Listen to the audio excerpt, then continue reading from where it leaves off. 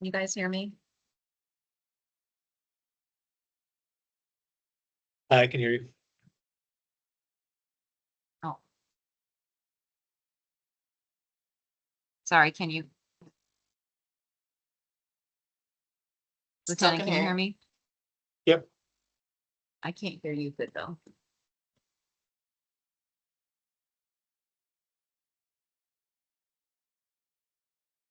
Can you talk again?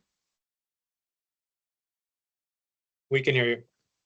Or I can hear Right, you. I can't hear you though. I gotta figure this out.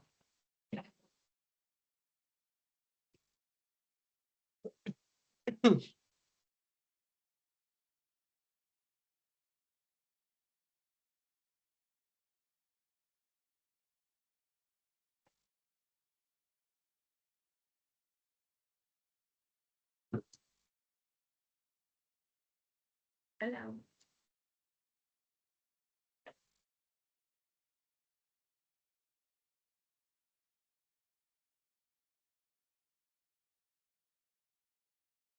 And that. Whoop. There we go.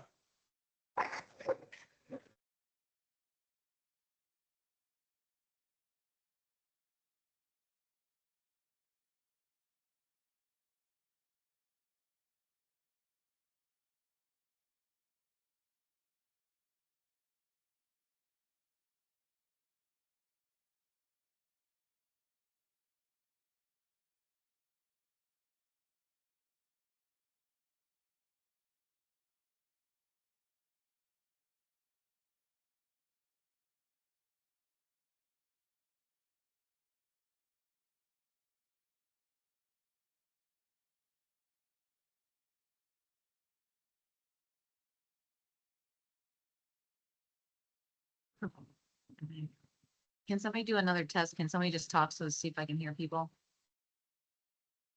Good afternoon. Okay, thank you.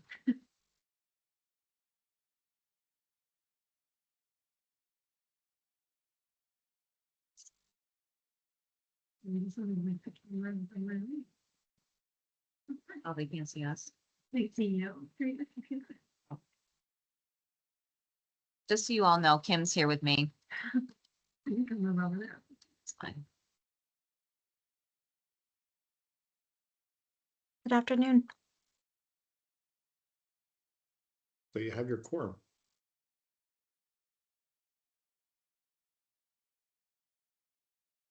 I don't know what's wrong with my audio, but I'm having a hard time.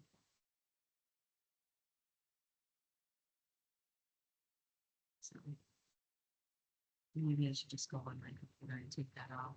Yeah, and I can go in the other room on my computer and then you can just get it kind of. Are you sure? Yeah. It's not, that's why that.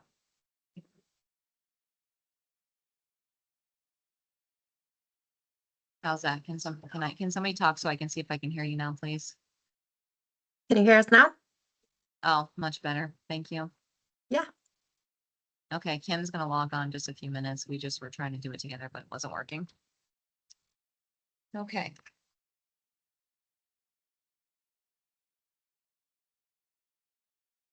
I don't think can see everybody, so. Sure.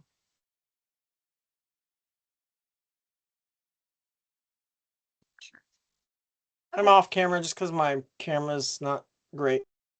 Okay, thanks, Loretta.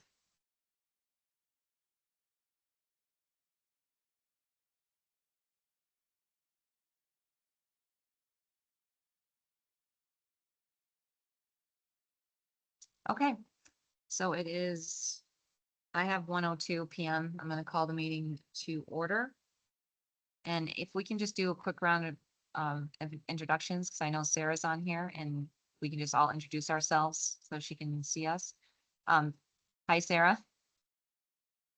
I'm Jennifer Harlem, the Sheriff of Orleans County and currently the chair of this subcommittee. That may change at the end of the meeting, but right now I am. Lieutenant? Casey Daniel. I am the station commander in Rutland. And you know the executive director, Savannah?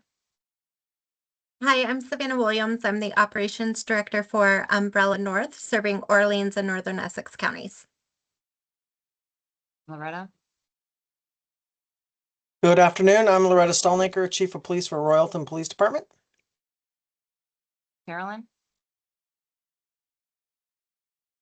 Hi, everybody. I'm Carolyn Hansen. I'm an Assistant Attorney General with the Attorney General's Office. Nice to see all of you. Kim? Good afternoon. Hi, Sarah. Welcome. It's wonderful to have you. My name is Kim McManus. I work for the Department of State's Attorneys and Sheriffs as their legislative policy attorney. And once upon a time, I was a DV prosecutor. Jody? Hi, I'm Jody Bacon. I work for the Vermont Center for Crime Victim Services in the Victims Compensation Program. I'm pretty sure you know Lisa, and I'm not sure who the Amara's on. Is that it? Am I missing anybody? I apologize if I can't see. Okay. Do we have enough members?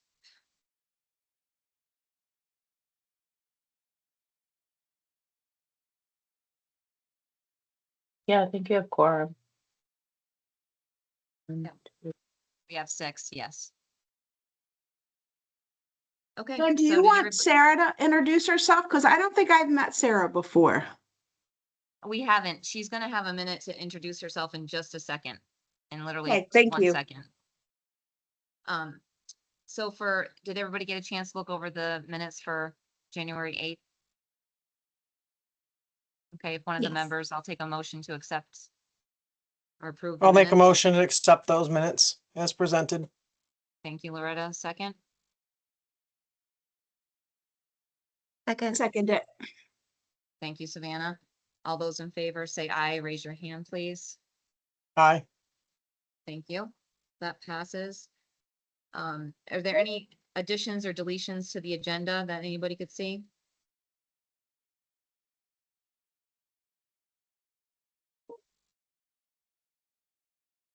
Sheriff Okay. Katie just Yep. joined us. Okay. Yep, she said she was gonna be late. She's really busy with all those stuff going on in Springfield. Katie, if you can just introduce yourself real quick, and then we're gonna have Sarah Roy, who is the new director for training, introduce herself in a second. Hi, my name is Katie Newell. I'm the Human Trafficking Case Manager Coordinator located out of the South Burlington Police Department. I'm happy to be here. So, was there anything else? No, Okay. thank you very much. Hi. Okay. Executive Director, do you want Sarah just to take this right now, or do you want an introduction to her before she talks about herself, and how do you want No. this to play out? I think Sarah can step right into this and introduce herself. I just want to recognize that while she's a new employee, I just realized today is her first month anniversary. So happy anniversary, Oh. Sarah. Congratulations, Sarah. Thank you. So it's my first month at VCJC, but my 22nd and a half year with the state of Vermont. So it's a little, Oh. both anniversaries. Double congratulations. Thank you. right. So I'm Sarah Roy, the new pronouns she, her, new director of training at the Vermont Criminal Justice Council. Like the executive director said, I started January 12th. So yes, it really is my month anniversary, if we call it that. And I come from the public health substance use prevention field. I worked in the health department for the state of Vermont for 22 years, based primarily out of Rutland County. But I did statewide work with grants management and oversight. And my connection to the academy started when I was in graduate school, when I interned in the domestic violence program here under TJ Anderson, so 20 plus years ago, which is a long time since. Head nods, yep. Way back then, I was telling the executive director I used to sit up in the library on the second deck, which is not a library anymore. It's actually a dorm room. So I'm like, it's not even any more library up there. So I'm excited to be here and to bring my part into helping out with the subcommittees as far as being the director of training and just seeing what I can do to support all your work that you're doing and make sure to support the staff that are also helping you as well on the subcommittee side. So I'm going to be jumping into all the different subcommittees that are happening through the academy and seeing how everything goes. So you're my first subcommittee that I get to come to, so it's great. And I want to go over some of the roles and responsibilities that we have for our staff, for the chair, for the committee. This is going to be meaningful because we're looking at elections that are on the agenda as well. So it's good to understand what you're going to commit to if you decide that you wanted to be a chair, vice chair, or be on the committee for domestic violence. So I can share my screen with this little Excel sheet that we created.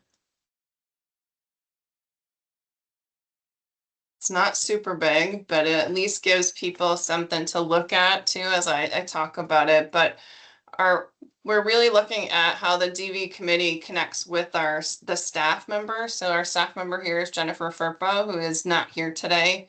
So looking at how Jen connects to the chair, so who the chair would be in the position.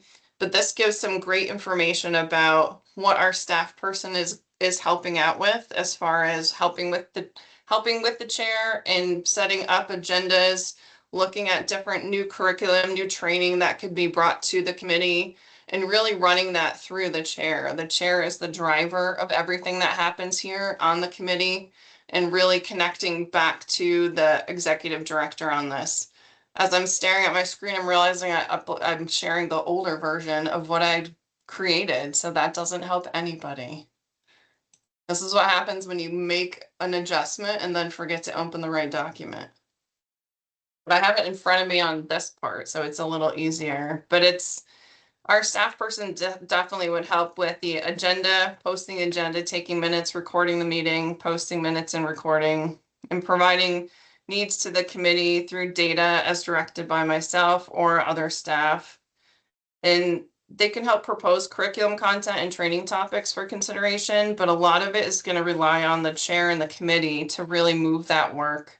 So that's when we're relying on the chair to really direct everything that's happening in the domestic violence subcommittee, creating a timeline for projects, really being in direct communication with either myself, if you need to be, or with the executive director, but a lot of it on the executive director, and also looking to have the subcommittee at least do annually coming to the council to actually do a presentation on what is happening at a minimum. So it'd be great to keep everybody informed. But that work is driven by the chair, but in the vice chair steps in with the chair's absence.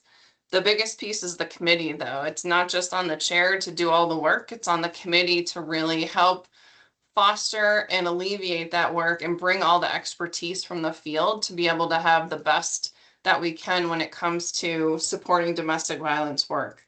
I mean, my long-term goals, it would be great if this is a super big, robust committee and we're coming up with many, many different topics and ideas that we can offer as in-service trainings or trainings throughout the year. And it's not just that we have to focus on one that happens every other year because of a mandate. It would be great that we have a nice pool and people that are engaged to be able to bring that information across everything, which would be wonderful too. So that's the big piece about the committee. And yearly, it would be looking at the vice chair position, but also the committee members. Sometimes you might not have the commitment or ability to be on the committee, and that's okay because you can still be here as a person that wants to give voice to the work that's happening across the state, which is great too. And sometimes it's a step up and step back. For many years, I've worked in prevention, and we have that happen with a lot of our committees, that it's step up, step back. People want to rotate around through. So it's an okay piece, but to make sure that we keep the robustness of what's actually happening, and we're catching all the people in our state that could actually bring great value into the work that's being done.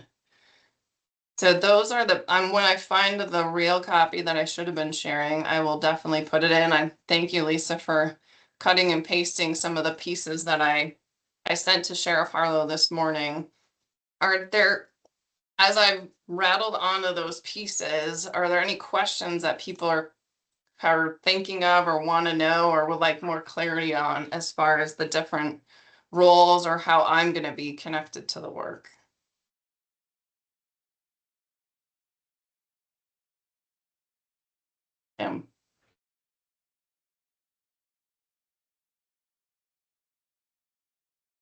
You're muted, Kim. You're still muted, sorry. How long until that doesn't happen? Thank you. I appreciate you writing up these roles. I would, if we have time, I do want to just dig in a little bit on like, and thank you, Lisa, for copying and pasting. And I apologize that I'm reading the screen over here. So it says the staff person for the subcommittee may propose, I think there's an extra comma. I think that's an error, but propose curriculum content and training topics for consideration. So that's the staff person coming saying, here are some ideas I'm thinking about. And in an ideal world, the committee is then sifting through those ideas, saying, here's what we'd like to prioritize. And then that ball is going back to the staff person, or to then develop that and create it. Or I'm just looking now at the subcommittee responsibility is saying may require research recommendations reports or training content. When that says require training content, like, are we expected to create content, or are we expected to support the training content being created at the academy? And I think this is a really critical point for this committee on who's responsible for what. No, it's a great question. And my answer, I feel like was going to be a yes and. So like, yes, and not just relying on one person to be the driver. I mean, we can definitely support with our staff here to be able to do like backbones of things. So putting it in a CADIS, putting it into where we need as far as that compliance, but in my view, it shouldn't always just be on the staff person to come up with the best and greatest content. They might be able to bring that to the table, and then we can help work on putting it into a format that would work out best to get the training out. Is it in person? Is it online? Is it a hybrid format? Making sure that it's coming into the parameters that we need. I would have to flesh out a little more on that piece, but I like how you brought it up of like where it is, because I think that does become a sticking point at places. Like who is the ultimate responsibility? Is it going to be our staff? Is it going to be the chair? Is it going to be the committee? And or is it all three? But how is that decided? So in project management, we talk about the RACI model, like who's responsible, who's accountable, who's consulted, who's informed. So like dividing up that piece to really understand those clear roles, so there isn't any question moving forward on whose responsibility are those components. Yeah, I think that's going to be critical, because where there is that overlap of, is the academy person creating the training, or are we creating the training? And where that's I think where that gets really messy. And this committee needs to flesh that out.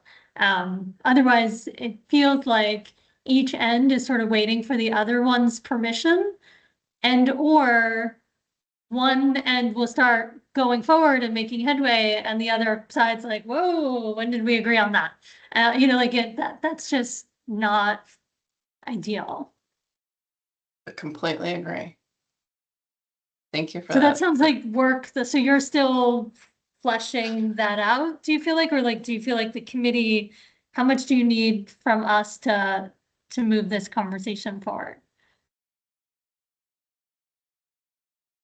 I'm gonna defer on some of it too, as I see like Lisa and Chris both have their hands up, because this is where you can see my 5 weeks in of like, I might not have all the correct answers for that, but your point is very well taken as far as where is the partnership and where is the ownership too. So it's both components to it. Lisa had her hand up first. Lisa, do you want to go? Sure, thank you. Just to kind of flush out a little bit of what Sarah was saying, and also address a little bit of what Kim is saying. We've had some internal conversations about, each function of staff, of subcommittee, of chair. I think what's important for this committee is and we're talking about requiring, you know, research and recommendations, reports regarding training content.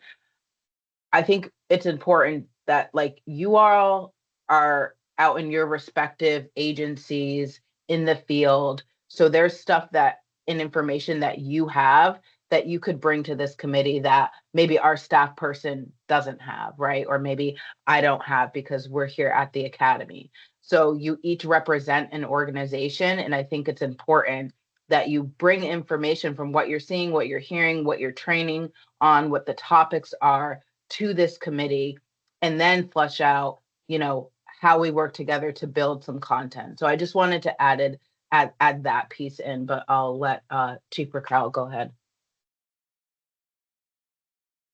Thanks, Lisa. No, everything that you said is fairly accurate. What I'm looking at from my perspective is a subcommittee that's designed not only by our ask and by the council, but also created by statute. So what we're looking to do is have those folks who are members of this committee who have their own individual experiences and expertise to develop what does that training look like within the subcommittee, right? And this is really run and managed by the chair of the subcommittee. This training should be all about what works best for law enforcement, because this is law enforcement training, and how is it victim-centric and trauma-informed, so that we're bringing the best from out in the field that's current and best practice, but the training is and should be focused on law enforcement and how they interact with victims and how they interact with each other and investigate crimes. So the primary focus in my view of the training should be centered around law enforcement. Where I see our staff person's responsibility is when that content is created, we collate that, we put that together. We, our staff person, who is a trainer, delivers that training. Now, that training, if it's going to be delivered online, would be our responsibility to put that content together, manage that with membership of the committee, like who's going to be responsible for doing a piece of that, scheduling that with the committee members, and making sure that's on a timeline that gets done. The work is done by the committee. It's driven by the chair. The components of putting it together and delivery is really the staff member. Now, that doesn't mean that our staff member can't bring information back to the committee that's asked for. The chair can certainly ask for our staff member to bring back information that would be helpful to the committee, but this is really a committee-driven endeavor, very much like the Fair and Impartial Policing subcommittee was in the putting together. That had a lot of people that really had a lot of work that they all did separately, but then came back together and discussed, took stakeholder, information. They held meetings to give everybody a voice in what they were going to do. But again, this focus should be on law enforcement training put together by the subcommittee that is victim-centric, victim-informed, but helps law enforcement do their job better. Does that provide any more clarity to Kim, to what you were asking? Yes, but yes, and Sarah's been at some improvs lately. So to be really crystal clear, this committee, the expectation is that we would build and create the training. And then it's handed to the staff person at the academy to then deliver that training. Yes, and that's a two-way facilitation process, right? Like it really is, you as a committee member might have a certain expertise, be asked to produce that piece of training or do an online portion of that training. It's up to that committee through the chair to make sure that that work is scheduled and done. We help facilitate that happening. That's our staff person's responsibility, is to help facilitate that happening. So whether that's setting up time in a recording studio, or whether we are coming to your location with the ability to record that online version, or scheduling whatever that looks like. But I would really prefer this training delivery to be done by staff, because Jen does have that training expertise. She does that as a full-time position. And I want to be able to do things that are beneficial to law enforcement on a regular schedule for in-service training that can have several different topics, but we also can then, as having our own training person, deliver that regionally to people that either can't come here for a monthly training. So that there is plenty of work to be done in this field. And I think that we're only minimally tapping what we should be doing from our responsibility for law enforcement training. And I also am of the mindset myself that, and folks can agree or disagree with this, and I'm happy to have those conversations, but I think one of the things that I really have trouble with is when we say, here's a mandated training, law enforcement has to take it. Immediately, that's met in my mind with a negative connotation. If you're telling law enforcement this is something you have to do, okay, now it's a check the box, I've got to do it. That kills the interest right then and there in training that could really provide beneficial information, not only to law enforcement, but the people that they're serving. So I want to get away from the big mandated, biennial training that we have to do, and really focus on regular in-service training that occurs with that expertise of committee members, if that makes sense. Anything next door? Yeah, thanks. Carolyn, I know you had your hand up. Did you have something, a question or something to offer to?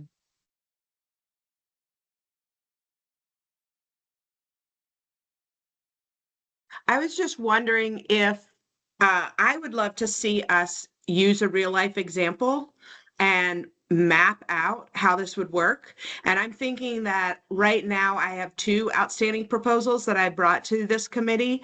One feels more pressing to me, and I'll explain why. The one that feels more pressing to me is the training that we discussed about how law enforcement interacts with people who may be eligible for U visas.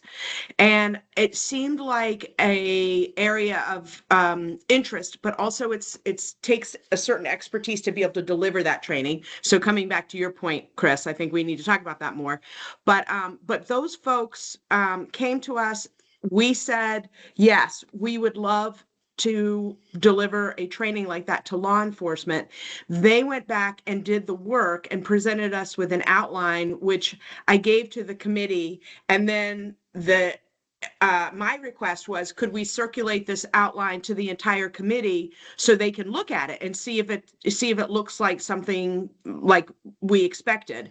And the chairperson, not Jen, but the staff person got back to me and said, I've been told not to circulate this to the whole group. Instead, we want to send this to Fair and Impartial Policing Subcommittee, and they're going to get back to you. So it's now been like several months of me not getting back to the people at Vermont Law School. And I feel kind of responsible for the fact that they put together this outline of a training for us, and they did it specifically at our request. And I feel like if we could map out, like, are we going to do this or not, and how we want to do it, and who would deliver the training, and what the dates would be, I'd just like to be able to get back to them on whether or not we would like to use the content that they prepared. And then the other idea for an in-service training, when we talked about it in our group, was around ERPOs. And that is some national TA providers that would deliver the training if asked to do it. And they came and did a presentation for us. I don't feel as pressed to get back to them because I'm talking with other groups in Vermont with them, and I think they're going to end up doing some training here for somebody. And they are in the business of doing training, so it's not like they've just been putting something together just for Vermont at our request. But I do think it's a great opportunity to take advantage of, and they don't know how long their grant funding will last. So I think moving forward with them, if we think that that's an important training to bring to law enforcement, which personally I do, I think it's a really important one. I feel like we should be taking advantage of that. So those are two in-service opportunities that we have in front of us right now. And I feel like I don't really know how to keep this thing moving along. And I feel like it's kind of our committee shared responsibility to do that. But I also feel like we need to map that out maybe and make it very clear, like what I should be doing, what for instance, the Vermont Law School people should be doing, and what our staff person would be doing in connection with them. And then coming back to Chris's point, like if we're going to have Jen deliver that training, then she needs to work really closely with them to make sure that she has the level of expertise to deliver it, or we can make some sort of arrangement with them where they had offered to actually do the recording for us. But that's a decision that I don't know if this committee makes or if the council makes or who makes that decision. And I guess I would love it if we could I would hope that we could prioritize the Vermont Law School U visa, just because I've not even gotten back to them. I've just said, I'll share the outline. Thank you so much for doing this. And we will get back to you. And I do feel like that we owe them some kind of communication. Carolyn, I think Lisa has something to say about that, maybe. Are you, I don't want to cut you off. Are you finished with, okay. I wanted to say that maybe 3 to 4 weeks ago, and this is mostly having to do with internal communication, that I was sent an email about FIP subcommittee taking a look at this training. This isn't a FIP subcommittee training. So I was going to bring this up at this meeting, but I wanted to wait until Jen Firpo was back. So, but I just want to be clear that this is something that, like Carolyn, I agree with everything you're saying, that Vermont Law School came, did this, presented this, and I don't feel like it's a FIP subcommittee training. So again, there needs to be some internal conversation about who's responsible for what. And that's an academy thing. That's not necessarily the subcommittee, but I do agree with you that we had these people come, they did this, they presented this, they did the work. And at the very least, out of respect, we owe them some communication about how we're going to move forward. And again, this is the first of two groups of folks that have come here presenting, and we're silent on it. So I agree with you. Thank you. Kim? So I would love to use this as an example, Carolyn, like you said, and not get into whether we should or shouldn't, because we'll need to warn that for a future meeting. Like we can't get into that substantive conversation today. But so an example like that this is directed towards Executive Director Raquel, like what you were just saying before. So committee member brings this idea to the committee. If we as a committee decide this is a really valuable in-service training, for year 2026, we want this to be one of our 3 in-service trainings that are available, blah, blah, blah. We decide as a committee, we give it our gold star, it's given, and we communicate that to the academy, barring any major pushback, so that's the delivery that we're like, we would like to see this done. Here you go. And that's the appropriate way for that to go through. And I think the director had also put out, and correct me if I'm wrong, director, but this, like what is needed to push out the training. Like there's certain elements of what the training needs to be, and we need to make sure that all of that is met prior to pushing that out to the academy, I believe, before they will accept it. Is that somewhat accurate? Director?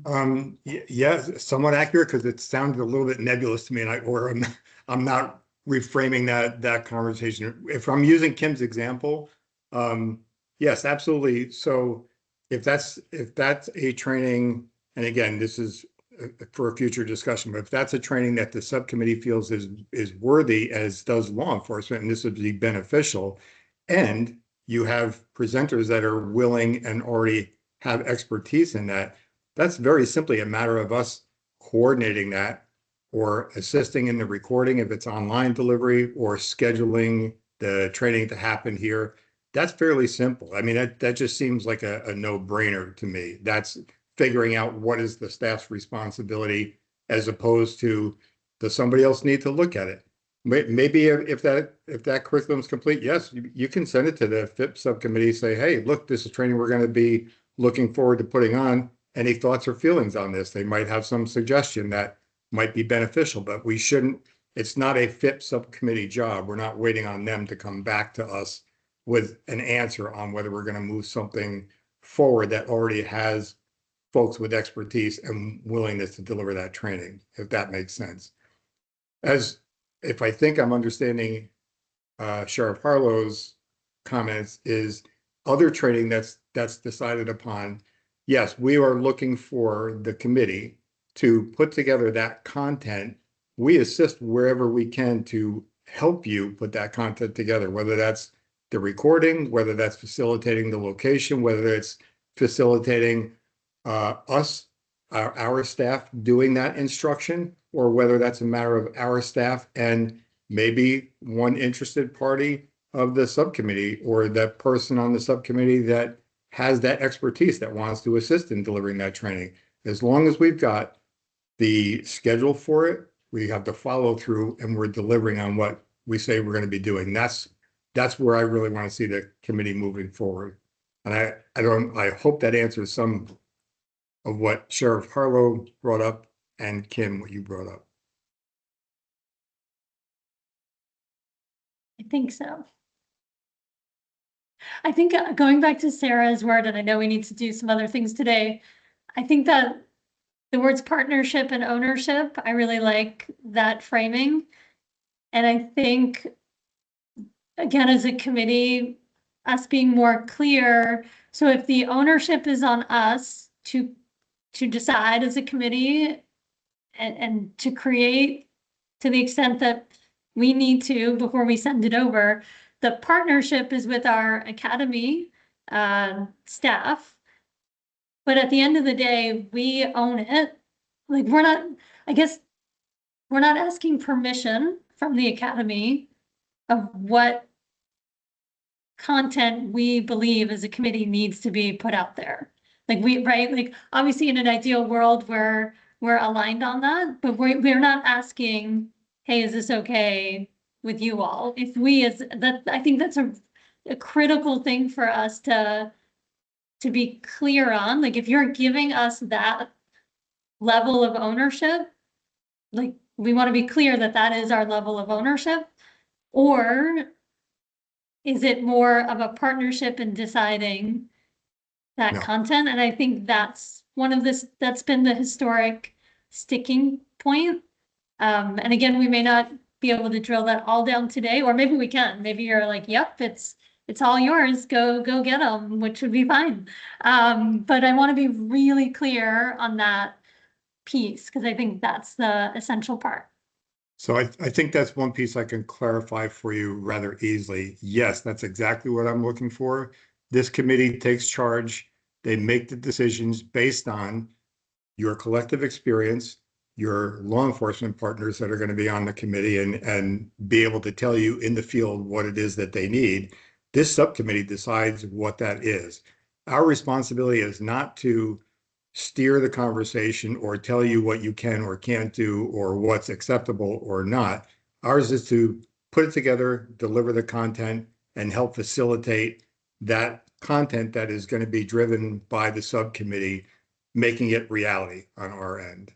And that's part of the thing that I think that sometimes, I don't want to say lines get blurred, but they're without that real basic understanding of what our job is to do and what the subcommittee's job is to do, that's where it's become problematic for Sheriff Harlow's, because everybody has an opinion about something, but then we talk about it and we just don't, no one says, okay, move, and that's where it goes. So I think by clarity about that, knowing that the subcommittee will be calling the shots here, deciding what that training is. I mean, I can always say no if it's something I totally disagree with, but why would I have this subcommittee, right? You are the people with the expertise. That's what I'm looking for. So between that and I think Sarah's role in really trying to clarify these roles and responsibilities, and then overseeing and participating in that to make sure that that happens and drives forward, that should make this process much simpler and much smoother. Yeah, I mean, I can't speak for the subcommittee, but for myself, if you're telling me we own it, then we'll own it. And at least for me, that is incredibly clear and helpful.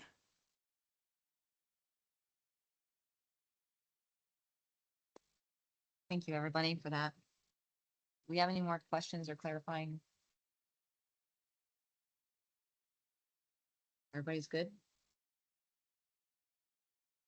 Just one thing to add, Jen, I feel like what I'm hearing is that kind of the bar or the base expectation is that there'll be a mandatory law enforcement training every 2 years, but there's kind of an expectation that we will also attempt to deliver some in-service trainings throughout the year. And I feel like maybe that needs to be captured somewhere as well, that's not that, there's got to be 3 other trainings every year, but when opportunities present themselves for training, that it is appropriate for this subcommittee to look at those and move those forward.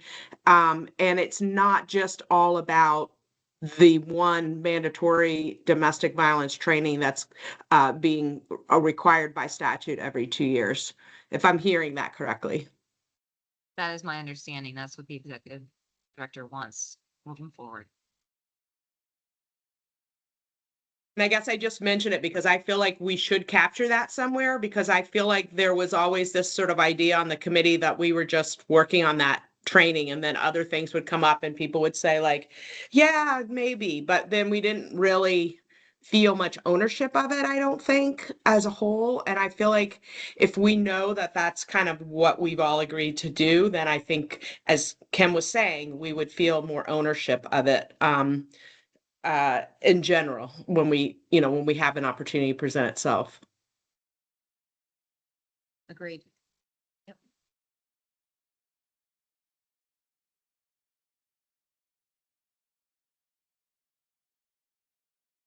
Okay. Is everybody good? I'm pretty clear on what the expectations are, and I'm feeling confident of working with the staff moving forward. So if there are any questions, but it's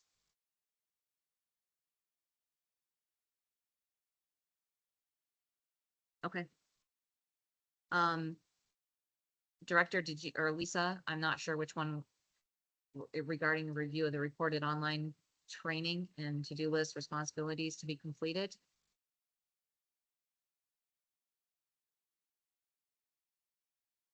I guess here's where we have those issues, Chair. I thought that was going to be followed up on by you. I know that you mentioned it at one of the prior meetings and you gave some deadlines for people to be able to take a review of the training. And so I can't answer the to-do list, unfortunately. Maybe Lisa can, of the responsibilities left that since Jen is not here. Right. I apologize for that miscommunication. I thought that that was something that you guys were looking at doing or asking, I guess, of us. I'm happy because you to. mention. Okay, Lisa, go ahead. Sorry. I'm happy to help co-facilitate this. So I think the first thing is that Sheriff Harlow sent out dates for the in-person trainings. I don't know who has responded that they can attend those dates. I don't know the time for that training. I don't even have the locations. So that is something that Okay. You should have the Informa- locations. Those are all set out with the dates and everything. I Okay. don't believe that the times have actually been completed, Okay. but. And my Savannah understanding and was I are the Chair only Parlow, ones- sorry.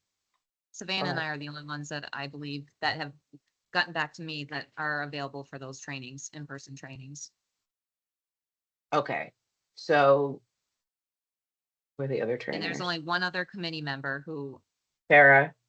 yep, and then the other two are the Ian and Darren in State's Attorney's Office.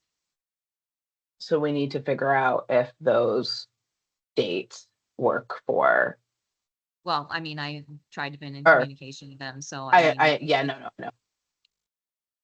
Okay. I can reach out to them and, Okay. and kind of tell them I need an answer. I just threw them in the chat. I had to Thank find them, you. but the dates are in the chat. Okay, thank you. thank you, sir. And Sheriff, then do I you think have that any, There was, go ahead, Lisa. any idea on the timing?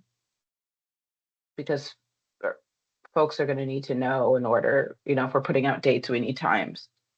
Yep, I have no problem with it being in the morning, and I'm not really sure how long this is gonna take for us to present. So I'm, again, looking for more help with that as far as, what you guys think of putting the training out. But the only one I requested to be a little bit later in the day, or maybe Savannah and I will spend the night, is Bennington, because that's gonna take us over 4 hours to get to. Okay, So that was my only concern about not having it in the morning. I think everywhere else is pretty, is okay for us to be there Okay. fairly early, so I'm not concerned about that. And then I think there was a question about the whole online training and then pushing it out. And I'm not sure what I can do more to help with that. yeah, it's kind of hard because Jen's out and I don't know what conversations she's had with you, so I'm just trying to kind of piece everything together so that when she gets back next week, I can have a Okay. plan for her to this is I what we believe need that to all the do. questions, I believe, and I think that you've worked with her with some of those questions, Lisa, so thank you for doing that. But I think those are all set to go. I just don't know Okay. much about the program or if there's anything else Yeah, that I yeah, need to do. I Okay. can figure out the Rizuku stuff. I just, Okay, all right. I didn't know if there was any conversations that you had with Jen that around rolling it out, things like that, logistical stuff. I apologize. No, not. That's okay. Okay. Just taking notes. Hold on. And then I think what we were really hoping for, I mean, it's a little bit too late now to make any changes to the training, but for those of you that have completed it, what your thoughts were.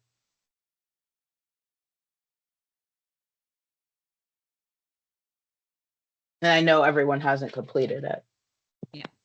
I completed it and I thought it looked really well. So I thought it was it rolled along. You could, I had to go to and come back some, and it took me right back to my place where I was at, and I think it had a lot of good information. Easy to And I navigate, passed. Loretta? I'm sorry.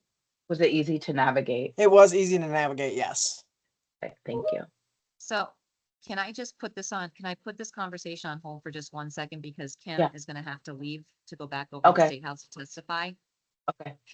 So would it be okay with everybody if we just went through the rest of our agenda real quick and then we can come back to this topic? Sure. Sure. Okay. So, we have to move on to nominations for the chair for the subcommittee.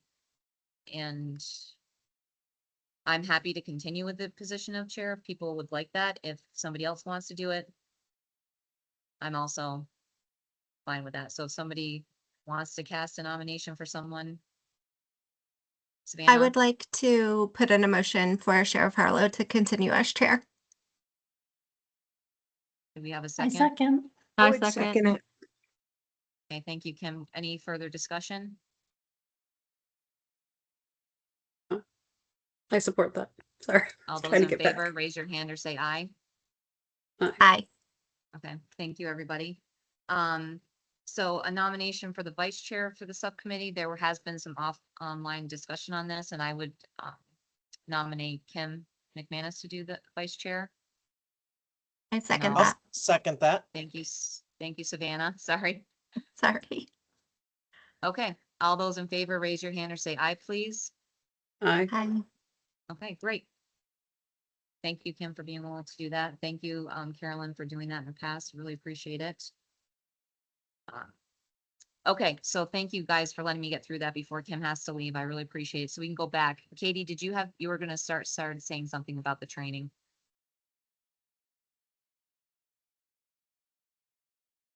Coming back.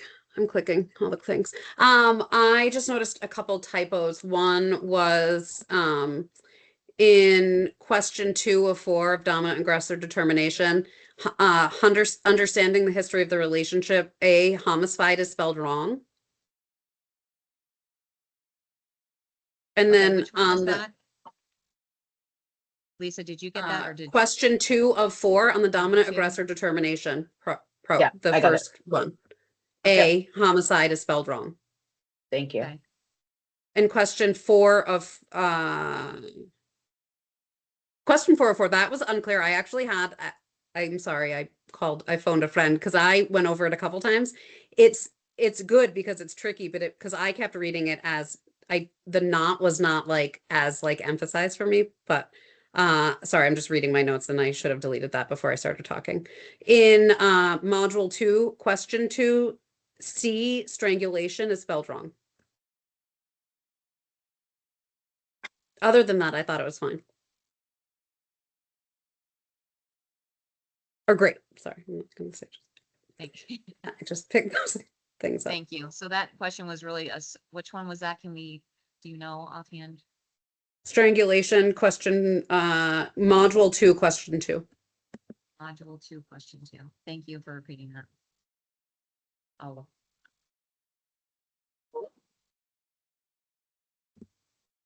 Okay, thank you, Kim. Did anybody else have anything to comment on? I think that stuff will be easy enough to change. Wondered if, oh, go ahead, Heather. Did you have something? Oh, I'm sorry, Heather. I can't see you. I apologize. It's okay. Go ahead, Go Carolyn. ahead. You go first. Okay, sorry. So there were a few other a few other typos, and I was just wondering if it would be easier for me to just like send those in an email. Most of Yes. them are like little like punctuation-y things. So the other question that I had is around, so we mention in the I think it's in module 1 when we're going over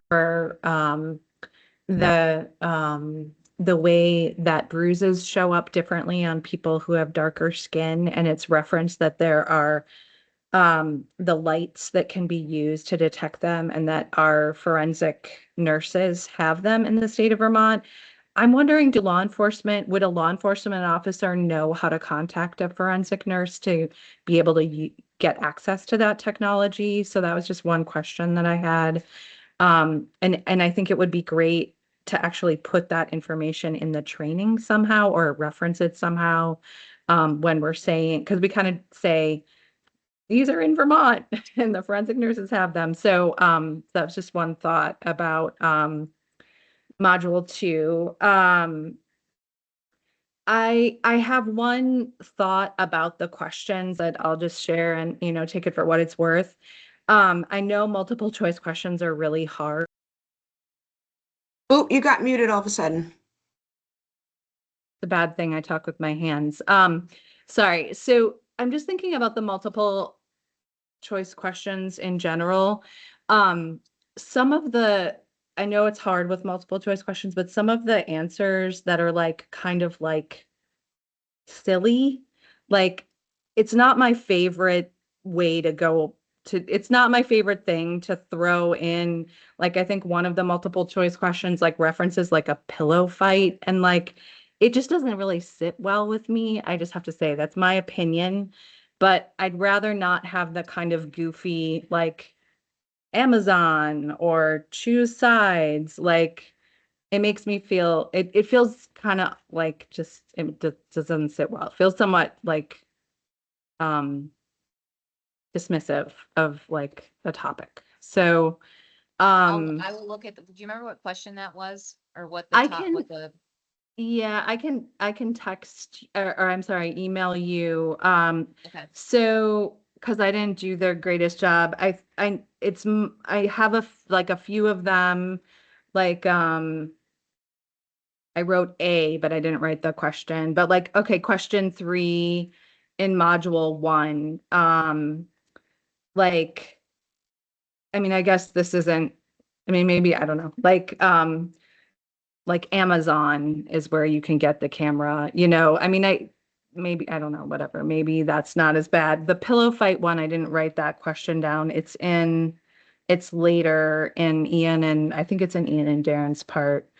But I'm really happy to email you the ones that, again, maybe it's just me, but I just wasn't a fan. Yeah, like when, I can't, I didn't write. I'm not defending the Yeah. question or the Yeah. answer right this Yep. second, because I want to re-look at it again. Yep. But you also have to think that these are things that are being told to law enforcement when we're responding to these scenes. So I'm not sure again exactly what that was, Okay. and I will be happy Yeah. to look at it once you email them to me. But again, Okay. we get told a bunch of BS literally from these individuals, especially people who cause harm. And so I'm just not sure what Right. that looks like. So again, maybe it's silly, but also it could be something very realistic that law enforcement on the ground could hear or be told. So just to All keep right, that that's in mind. helpful, Sheriff. I will go back and look at that one. Okay, so question 4 in module 1. I didn't write down the question, which would have been helpful, but to choose sides. It was like an answer for like why do law enforcement need to know? It's And the I don't question, know. the question's one purpose of dominant aggressor determination is, Yeah. and so the answer is to prevent the arrest of victims, but one of the choices I think that Heather's talking about is to choose sides. Okay. Yeah, and I'm really happy to have I mean to hear I'm thinking about what you're saying, Sheriff, and I have to go back because I didn't write down the question. And maybe if you have it in front of you, Lisa, I don't know if it's easy for you to find, but I'll find it. The one I can't remember whether the pillow fight answer was something that would be. I found that one, Heather. It was question 2 of the module, and I put it in the chat. Some people might not be able to see Oh, it, okay. but it was Oh, yeah. a pillow fight was listed as one of the responses. And what's the question? I'm sorry, Yeah. it's so tiny. I An can't- example of force that is not reasonably necessary.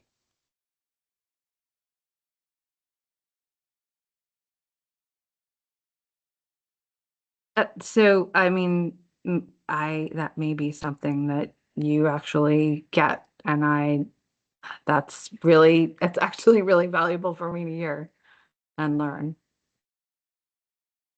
I mean, we've had situations where folks have literally called because like pizzas have been thrown in their face. So I could see where an example of a pillow fight would come up.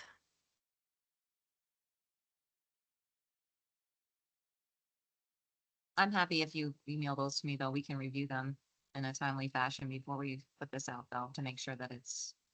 We'll take it with a grain of salt. I will email them to you and Okay. Yep.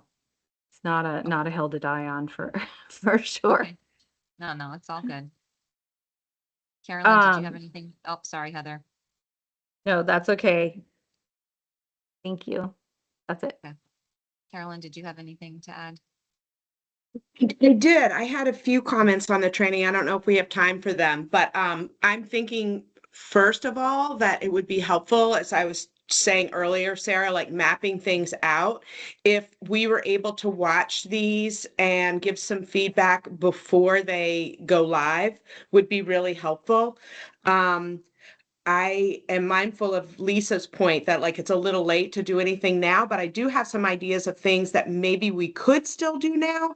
Like the font is very, very small when Ian is going over jury instructions. And I feel like that would be an easy fix. I mean, I don't know, maybe it's not an easy fix, but not having so much on the screen at once might make it more readable. And I have the same comment with Sarah Robinson's presentation. I liked the fact that you could see Sarah talking and you could see what she was talking about, but there's too much information on the slide. I feel like it should just show the one change that Sarah's talking about at a time, and maybe yellow highlighter could kind of run over that, showing the critical parts of what she's talking about. It's just really hard to absorb information when, you know, there's so much there and the font is so small. Um, um, that was one of my bigger concerns. And then we had just talked about, and I think this was a time thing, but we had talked about how it would be really helpful if each of the presenters could watch the other people's parts, which Jen and Savannah, you can tell me whether that was able to be done. But I noticed, for instance, like you, Savannah, you and Jen talked quite a bit about dynamics, and then Ian starts talking about the power and control wheel, and he's not the right person to talk about that. And I felt like would have been powerful was for him to say, as you heard from Sheriff Harlow and from Savannah, blah, blah, blah, like reinforcing the things that you said, if he's going to mention it at all. And I'm not sure that he should. I really liked that Jen Furpo had videos in her presentation. I felt like that helped to break it up. And instead of being so theoretical, like I would have said to Ian, go back and use the Petito case, or there was another video Jen had, use those when you're talking about self-defense and explain how that would be used. So I just felt like there were some missed opportunities that, so I would love to make sure in the future that we have our presenters see the other people's pieces and incorporate them, like as they're doing their presentation, talk about, you know, what they're going to see. And I had a small comment on something Ian said, which he said something about drugs and alcohol being important in the dominant aggressor determination, but then he never explained how or why. And I thought that would be nice to have a, you know, a bit of follow-up, a follow-up on it. But I mean, I think it might be an opportunity for us in one of those live trainings to actually record that. And that way we could incorporate the feedback and we could use it. It would be more interactive, because I feel like it's a lot, even for somebody like me who's very interested in this topic, just having people talk at you and not having it feel at all interactive. It feels, having people in the room, even if you can't talk to them, but seeing them ask questions and seeing people's faces as they're presenting, I just think it's more engaging. And I don't think that we have yet gotten to the point where we're doing a good job of making this engaging for law enforcement. It's a lot to ask them to sit and just watch, you know, very small print and screens like that.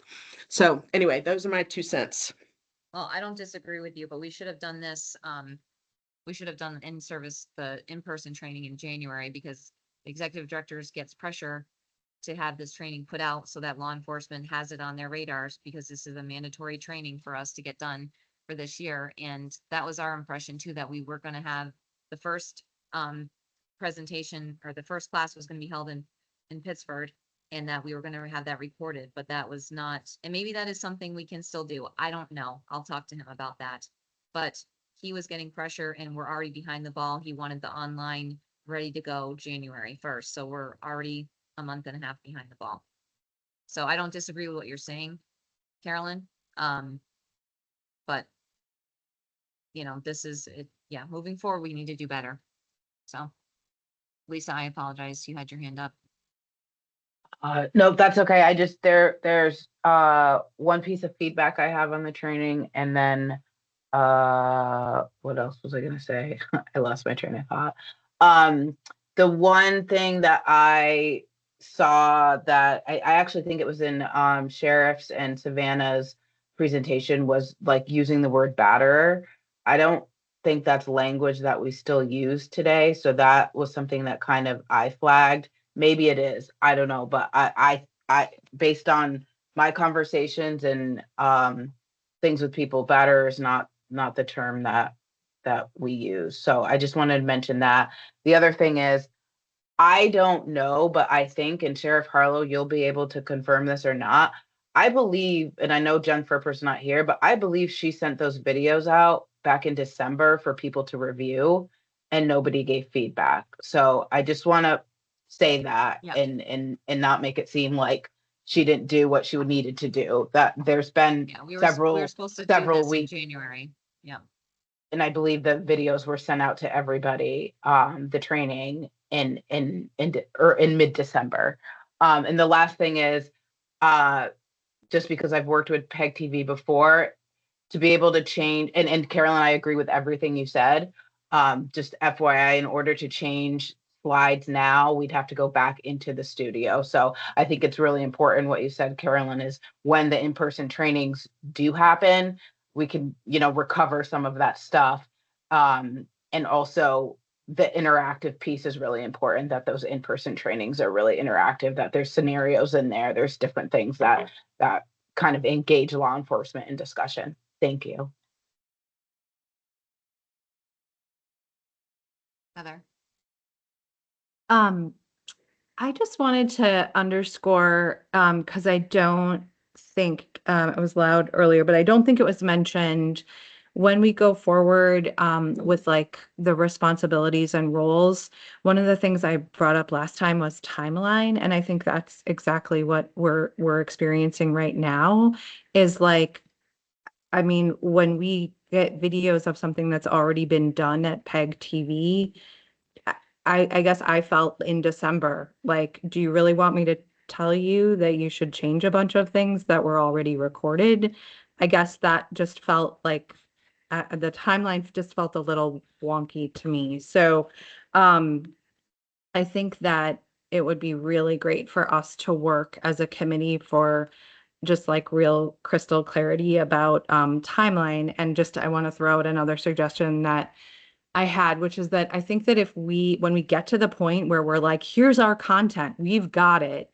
I think it would be really great for us to spend more than an hour together and like really look at the content before it's recorded, like go through it. And so that's just my 2 cents.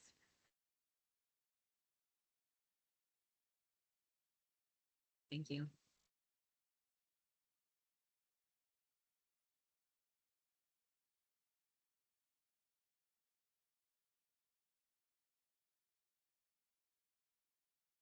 I'm happy to meet longer than an hour. I mean, I have time in my day, but I'm not sure if everybody else does. So I can send out a survey to everybody to see what that looks like for people moving forward.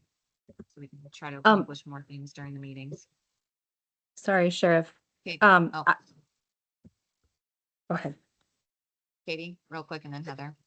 Yeah, sorry, I'm going to need to step out, but I just want to acknowledge and recognize, as somebody that is creating trainings often and regularly, it's incredibly hard. And then also, I think the feedback is also challenging, especially when it's not always clear of what the expectation for feedback is. Like, I am not going to go back and say, like, these are things that have already been done and this is what should be changed or could be changed. I think that as I've also mentioned, I came in I haven't participated in this exact training, and I am happy to participate in trainings moving forward. Again, I will look forward to having that conversation of shifting from domestic violence lens to maybe intimate partner lens or interpersonal lens, because trafficking and there are intersections, but I think that will also weigh in on my decision to stay on this committee. However, what I want to acknowledge is all of the work that's gone in and everything that everybody has done and how challenging that can be. And so maybe in structuring how when I do training, structuring that when there is a project, saying like, we need to schedule this time. The only agenda item is this project. And that is when the brainstorming and feedback happens. And then you move on. And so it's not necessarily, it takes more time, but then you're not taking time away from the agenda. You've got your agenda items, and then you say, these are the people who are working on the training, and this is what we need to get this done. And then when it's reviewed, scheduling time for just that is just an idea. So that it doesn't feel like everybody's just trying to get their say in. And then it's like, well, there's a typo. And then, hearing, unfortunately, you have to go back to like re-record, like it's not just as easy. So what steps can we do to mitigate getting to this point where this is not productive? Thank you. Heather? Oh, yeah, I just wanted to say the same thing. I mean, I just huge gratitude to all the people who put the training together and found folks to deliver the training. I think I just want to say that I'm really appreciative.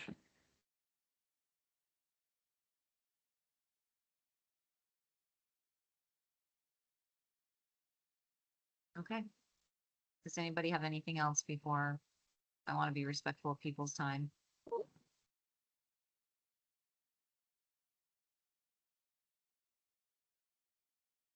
No? Okay. Well, I'll be sending out some emails to get some feedback from people from now until then. And Heather, if you can please email me whatever you have, just so we can look at it again. And I will share that with Lisa and Jen, and we'll go through that real quick, if that's okay. And Sarah, sorry. Sarah, if I don't get you right away all the time, I apologize. I will get into that routine. And if anybody else has any comments that they did not want to talk about today or didn't want to mention, just please email them to me, and I will make sure that they get addressed. Chair, I wanted to let you know, just for planning purposes, that I will not be here for March 12th meeting. Okay.